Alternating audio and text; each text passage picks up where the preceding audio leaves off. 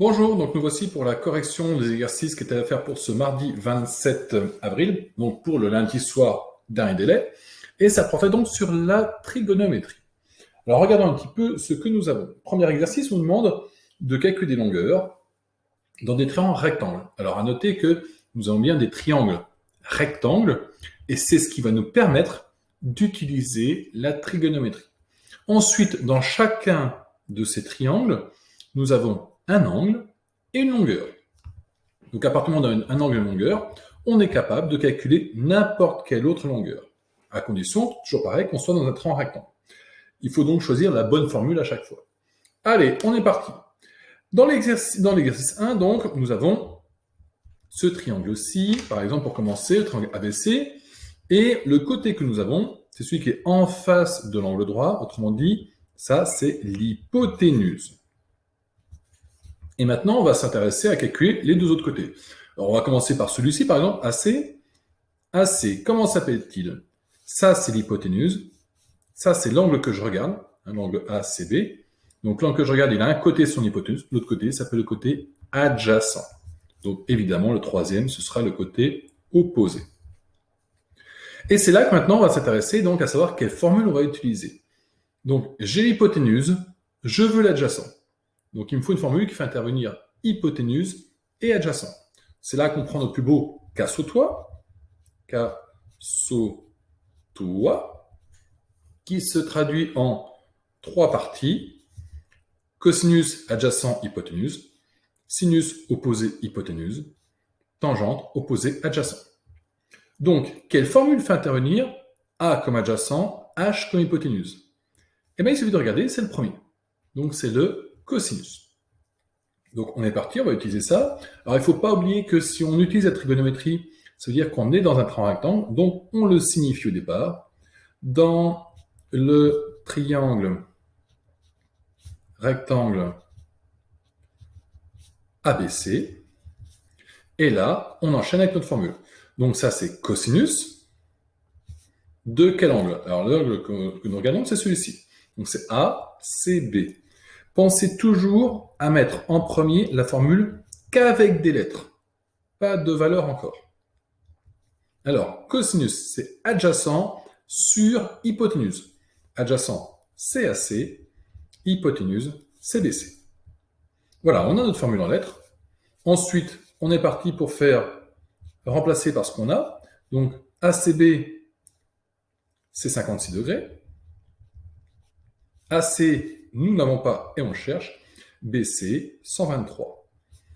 Et là, pour finir, il suffit de faire un produit en croix. Donc, c'est toujours la même chose, on est sur 1. Alors, vous le mettez ou vous ne le mettez pas, c'est vous qui voyez. Et après, donc on veut lui, on a ça, ça et ça, donc on fait le produit en croix. 123 fois cosinus 56, divisé par 1. Je rappelle juste que divisé par 1, ça ne sert strictement à rien. Autrement dit, ça fait AC, qui est égal à 123 fois cosinus 56 degrés. Alors, divisé par 1, vous le mettez ou vous ne le mettez pas. Ce qui nous fait environ 68,8. Alors, je dis bien 68,8 parce que si vous prenez votre calculatrice, il vous dira 68,78 et patati patata. Donc, 68,78. Je rappelle que si je veux couper à un chiffre après la virgule, je coupe ici. Attention, on regarde bien si le chiffre d'après est plus grand que 5. Si c'est 1, 2, 3, 4, donc si là ça avait été un 1, un 2, un 3, un 4 ou un 0, j'aurais laissé tel quel, 68,7. Ici, j'ai un truc qui est plus grand que 5, donc j'arrondis au nombre de dessus. Même principe pour la suite, donc on veut celui-là, donc ici c'est le côté opposé. J'ai l'hypoténuse, je cherche le côté opposé, ma formule c'est alors sinus, et on est parti, donc le même principe, dans le triangle rectangle ABC. Donc là, ce coup-ci, c'est sinus, toujours du même angle, qui est égal à opposé CAB, et hypoténuse CBC. Alors, j'aurais très bien pu faire un Pythagore, hein. Vu que j'ai ça, je peux faire un Pythagore pour trouver lui. On a trouvé la même chose. Par contre, c'est pas logique de prendre du Pythagore, parce que si on utilise du Pythagore, ici, on va se retrouver avec une valeur approchée. Ou alors, il faut prendre cette valeur-là, qui est une valeur exacte. Ça marcherait, mais c'est pas très beau. Autant faire directement avec la trigonométrie, on n'utilise que des valeurs qui sont bien définies. Donc, toujours pareil, que sinus 56 égale AB qu'on n'a pas sur 123. Même principe, on met sur 1, produit en croix, AB qui est égal à 123 fois sinus 56. Et votre calculatrice vous dit que ça fait environ 102. Alors, une petite remarque. Si en tapant ces valeurs-là, vous ne trouvez pas exactement ces valeurs-là, mais vous trouvez quelque chose qui est totalement différent, attention, c'est que votre calculatrice est mal configurée. Alors pour cela, vous irez chercher dans les paramètres de votre calculatrice et vous regarderez les angles. Les angles sont notés sans doute en radians et il faudra choisir comme mesure degrés. On en discutera à la rentrée de ce que ça veut dire. Allez, on est parti pour le deuxième. On va accélérer un petit peu. Ici, j'ai cet angle-là. Le côté en face s'appelle l'opposé. Donc, j'ai l'opposé à chaque fois. Ici, c'est mon hypoténuse. Et ici, c'est donc mon adjacent. Donc, toujours pareil. Dans le triangle rectangle, ne l'oubliez pas ça, à chaque fois. PHO. Allez, on va commencer par calculer lui, l'hypoténuse. Donc, j'ai opposé, je cherche hypoténuse. Quelle formule fait intervenir opposé hypoténuse? Elle est ici, c'est sinus. Donc sinus de HOP, qui est égal à le côté opposé, c'est-à-dire HP, sur l'hypoténuse, c'est-à-dire OP. Et on se retrouve avec sinus 62 degrés, qui est égal à HP sur, HP gelé, excusez-moi, 58,7 sur PO que je n'ai pas. Même principe, on met sur 1, produit en croix, PO qui est égal à 58,7 fois 1, donc 58,7 divisé par sinus 62. Et ça me fait environ 66,5. Même principe pour le deuxième, dans le triangle rectangle PHO, j'ai le côté opposé, je cherche adjacent. Quelle formule fait intervenir opposé et adjacent? C'est ici, j'ai OA, opposé adjacent. Donc c'est tangente. Tangente HOP, vous pouvez mettre POH, c'est pareil. Tangente HOP qui est égale à opposé sur adjacent. Donc opposé c'est PH, adjacent c'est OH. Je remplace, 60 degrés, qui est égal à PH, donc c'est 58,7, sur OH que je cherche. Même principe, produit en croix, OH qui est égal à 58,7. Bon, je peux mettre sous forme de fraction, je peux mettre sous forme de division, c'est toujours la même chose. Et ça nous fait à peu près 31,2. Et on finit que dernier côté, donc j'aurais dû dernier triangle. Hop, dans le triangle rectangle. Oh là, mais je crie n'importe comment soit. Dans le triangle rectangle GTI. Ici, donc j'ai cet angle-là. Ici, c'est l'hypoténuse, puisque c'est en face de l'angle droit. Ici, l'autre côté, donc c'est le côté adjacent. Rappelez-vous, deux côtés à mon angle. Le premier s'appelle l'hypoténuse, l'autre côté s'appelle l'adjacent. Et donc ça, c'est l'opposé. Et on est parti. Qu'est-ce qu'on veut calculer? Alors, j'ai adjacent, allez, je veux l'hypoténuse. Adjacent, hypoténuse. Où est-ce que ça se trouve? Ici. Cosinus égale adjacent, hypoténuse. Donc, cosinus de mon angle IGT, qui est égal à adjacent sur hypoténuse, donc GT sur GI. Donc, cosinus de 23 degrés, c'est égal à GT, c'est 19, sur GI, que je n'ai pas.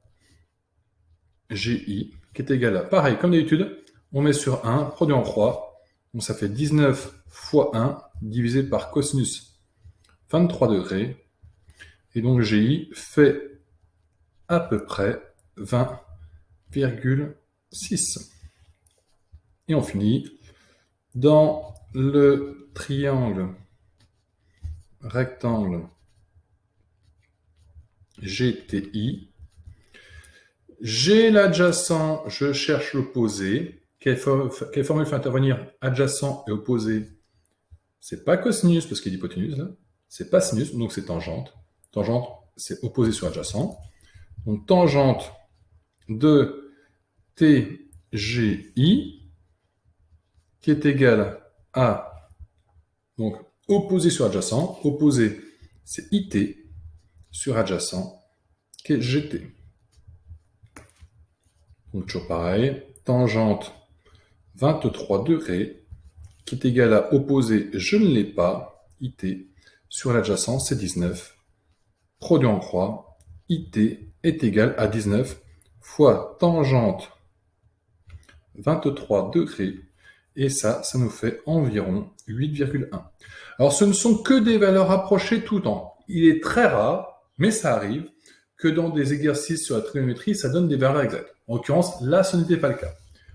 Allez, on passe au deuxième exercice. Là, ça commence à aller un peu plus vite. Alors, nous avons un exercice où nous avons un théodolite. Alors, je vous montrerai au collège ce qu'est un théodolite. J'en ai un dans ma salle. Et on s'intéresse à calculer les angles que nous avons. Alors, on a quelqu'un qui est posé ici. On nous dit que OH, c'est 22 mètres. Donc, j'ai un 22 ici. J'ai mon 74. Et puis, on nous dit que la hauteur là, c'est 1,2. Bon, OK. Donc, autrement dit, cette longueur-là, je ne sais pas si on la voit bien sur l'écran, mais cette longueur-là, là, qui va de H au bas du monument, c'est 1,2. Et bien, qu'est-ce qu'on peut faire? On a un côté, on a un angle, trigonométrie, puisqu'on a un triangle rectangle, et on nous permet de calculer n'importe quelle longueur. Sachant que nous, on veut la hauteur de la cathédrale de Sens, donc autrement dit, ce qu'on a besoin, c'est MH, et vous pouvez noter qu'on peut calculer MH, puis il faudra rajouter le petit en dessous, là, qui fait 1,2, pour calculer la mesure de la hauteur totale de notre cathédrale. Allez, on est parti. On a un triangle rectangle, donc dans le triangle rectangle OMH, on a cet angle-là. Ici, ça s'appelle le côté adjacent. Ici, l'hypoténuse. Ici, l'opposé. Donc, ça, c'est adjacent. Ça, c'est opposé.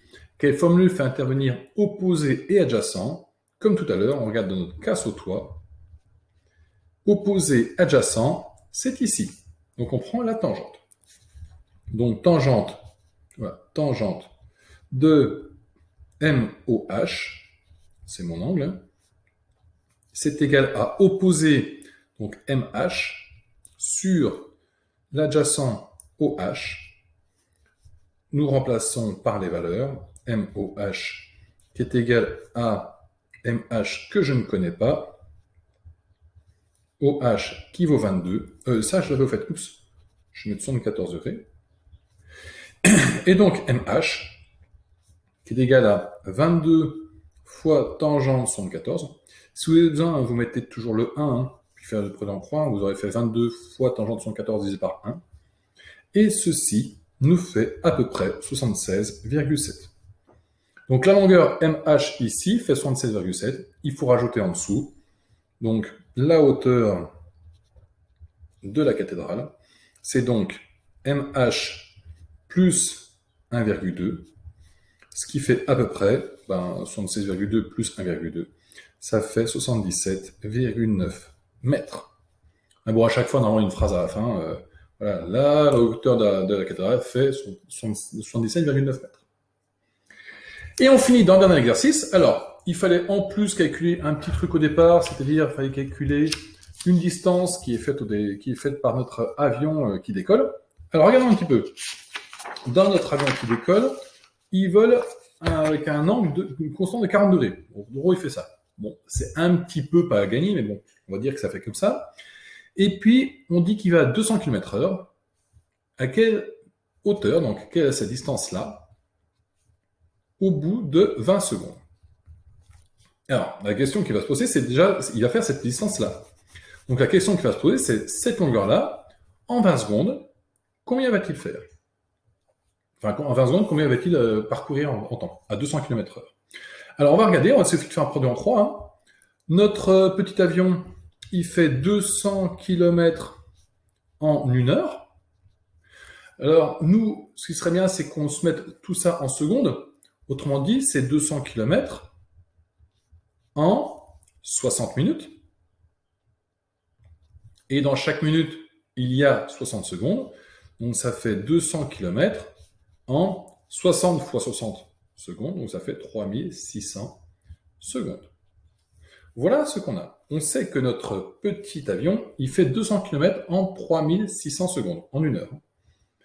Et donc, nous, on le veut en 20 secondes.